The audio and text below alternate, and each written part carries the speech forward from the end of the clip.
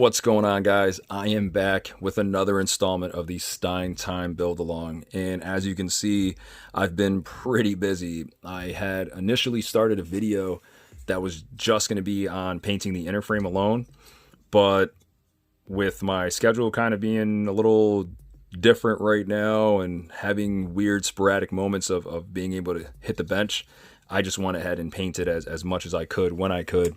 So this video is just going to go ahead and show you guys all the different colors I've used and the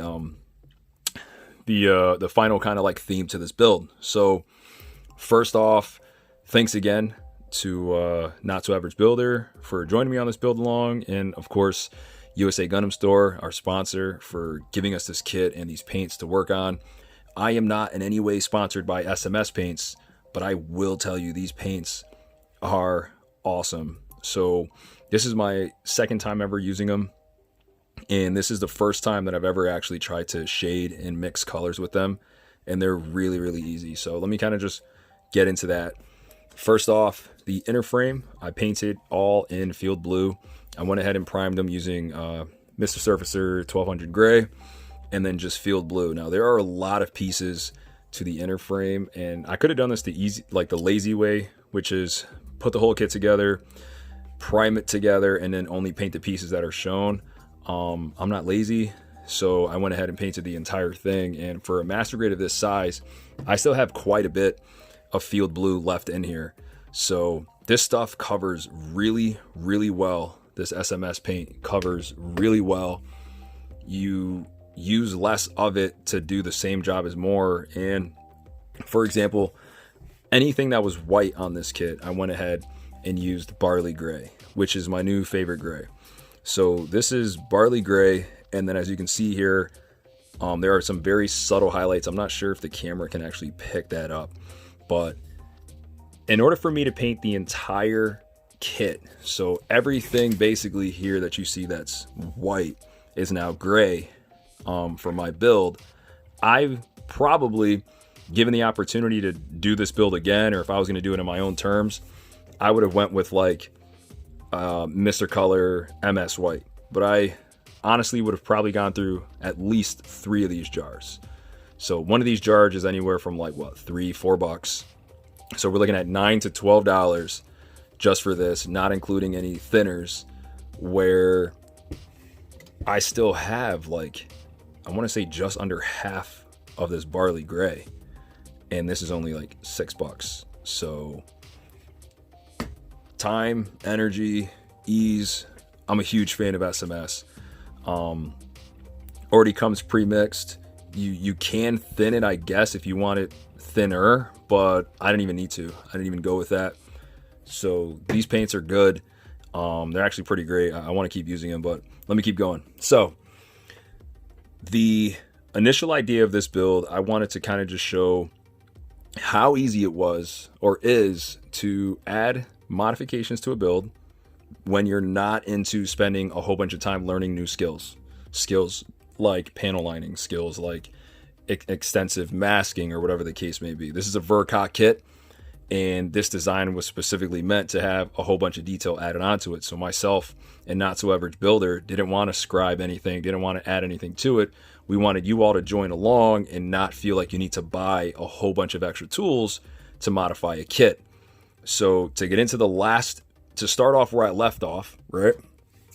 This is what the backpack now looks like with those very easy modifications that I added on and showed you in the last video. If you haven't seen that video yet, definitely check it out. These lay very super smooth, and as you can tell, they look like they belong there. I really like that. I actually didn't end up scribing in because they actually sit very smooth. So I didn't even worry about adding the scribe to it. Again, this is something that you guys can just pick up these pieces for like $3 off of USA Gundam Store, snip them out, sand them, glue them, and when you paint them, they last. As you can tell, anything on the original build that was navy blue is now this bright blue. And when you see here, I added these highlights. So the way I added these highlights was I primed the entire piece in gray, which is actually Mr. Surfacer 1200 gray. Hit it with bright blue, added just pure white paint and then sprayed the blue over again. So this may not pop up very well on the camera. I'm hoping that this is a pretty good angle where you can see that. I think this adds a very natural effect. Everything that was white is now barley gray with, again, highlights there. Anything inner frame was field blue, which I really like that color. I did add a little bit of metallic. This is actually SMS gunmetal. I already had this color, so I added a little bit of detail there. And lastly, or almost lastly, I wanted to switch up a couple parts. So these leg thrusters here are now blue to add some detail to it. This was really fun. If you pick up this kit, this is all one white piece that's just lint. I went ahead and masked this piece off there and put it field blue again, and then added the metallic. And again, you can see some of the highlights. I already panel lined a lot of this just to prep it for the video for you guys. The left shoulder, I went ahead and painted it blue. The right shoulder will be barley gray. I really like that asymmetry, and again, just showcasing these colors, showcasing a cool idea. And right now, the only piece that you can see is red is the head.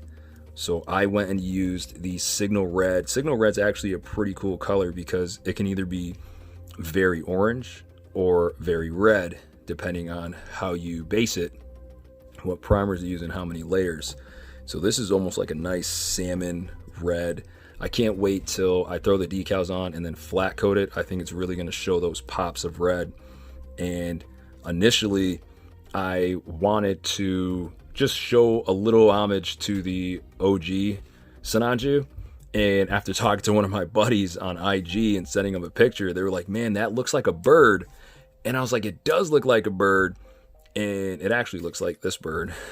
And that is the red-headed woodpecker. And it matches like 100%. So I'm not going to call this the Sinanju Stein woodpecker because I don't think that's a really cool name.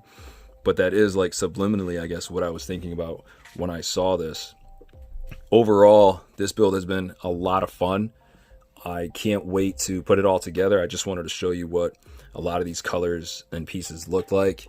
The only other detail parts that I went ahead and did or added on, I did hand paint these thrusters here.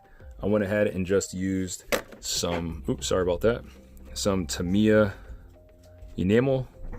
That's just German gray. And again, I just used a paintbrush, did that, and I did it again on these pieces here. And your side skirt pieces as well. These are for the front skirt. They have these gray pieces, and those are all hand painted as well. So I'm trying to get better and work on using hand painting and different skills. So that's what I have for you guys as far as colors. I'll go ahead and just, like I said, I'll throw in some pictures of some of the pieces and the highlights for the end. I'll give you a quick little highlight reel.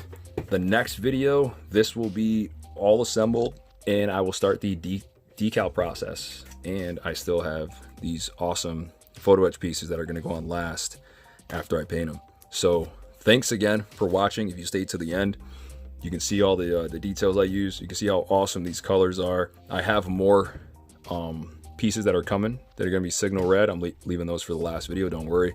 There's going to be a lot more red on this build. But as of right now, this is your Sinanju Stein, what I call the blue frame. So thanks for watching, guys. I'll give you a couple pictures at the end, and I'll see you guys on the next one.